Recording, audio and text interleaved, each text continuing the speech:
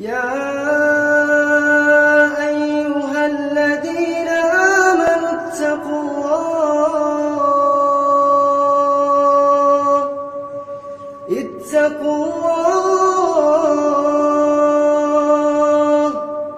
اتقوا الله ولتنظر نفس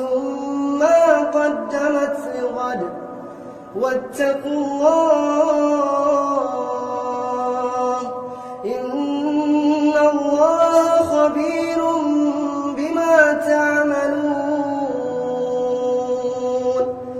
ولا تكونوا كالذين نسوا الله فأنساهم أنفسهم أولئك هم الفاسقون